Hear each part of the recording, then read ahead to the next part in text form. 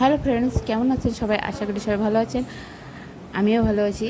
আজকে আমি রান্না করব খাসির মাংসের পাতলা ঝোল। এই প্রচণ্ড গরমে বেশি তেল মশলা দিয়ে রান্না করব না, পাতলা ঝোলটাই সবচেয়ে ভালো হবে। চলেন আমি কী করে তৈরি করছি সেটা দেখিয়ে দিই। খুব কম মশলায় কিন্তু এটা রান্না করছি।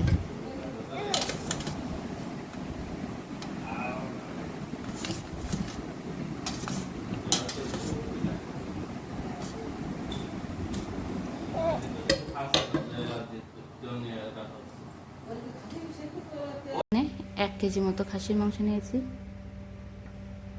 এবার আমি দিয়ে পরিমাণ মতো হলুদ আর স্বাদ মতো লবণ। এবার দিয়ে দেবো শুকনো ঝালের গুঁড়া, তারপরে দেব জিরা বাটা,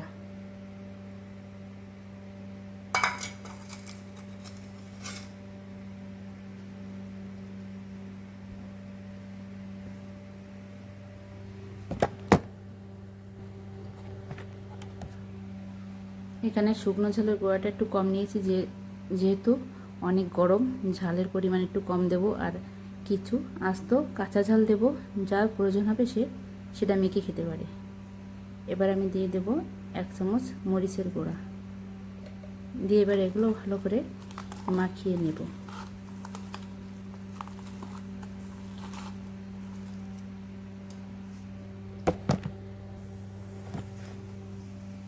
মাখানো হয়ে গিয়েছে। এবার এটা আমি আধা ঘন্টার জন্য মাখানো হয়ে গিয়েছে। এবার এটা আমি আধা ঘন্টার জন্য রেখে দেব। মাখার সময় কোনো তেল আমি ব্যবহার করিনি, শুধুমাত্র মশলা দিয়ে মাখিয়ে রাখছি।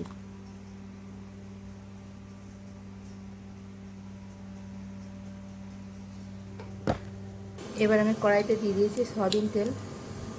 কড়াইতে দিয়ে দিয়েছি তেল। অন্য দিনের তুলনায় আজকে তেলটা একটু কম দিয়েছি। এবার দিয়ে দিলাম পেঁয়াজ কুচি।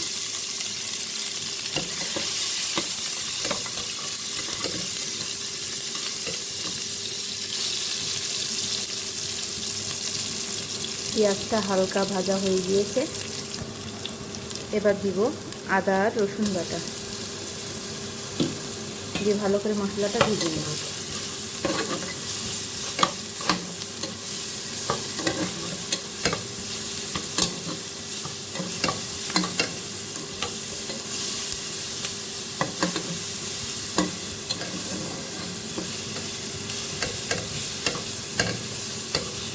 দেখে বোঝা যাচ্ছে তেলটা একটু কমই দিয়েছি।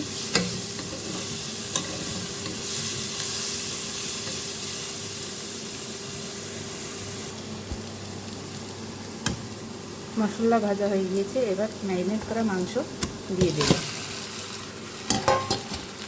ভালো করে কষিয়ে নেব।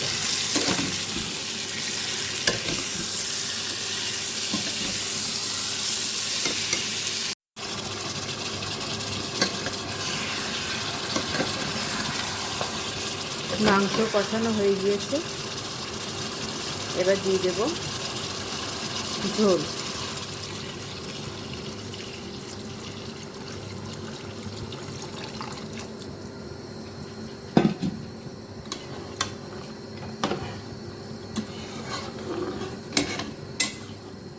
যেহেতু পাতলা ঝোল হবে, এই জন্য জলটা একটু বেশি পরিমাণে দিয়েছি। এবার এটা ঢেকে আধা ঘন্টা মতো জ্বালিয়ে রান্না করে নেব।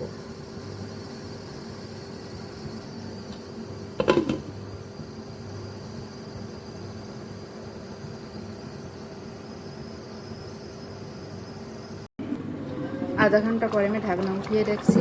আমার রান্নাটা প্রায় শেষ। এবার কয়েকটা কাঁচা ঝাল দিয়ে দেব, দিয়ে ঢেকে দেব। বন্ধুরা, আমার রান্না করা হয়ে গিয়েছে খাসির মাংসের পাতলা ঝোল। এবার একটু গরম মশলা বাটা দিয়ে নামিয়ে নেব।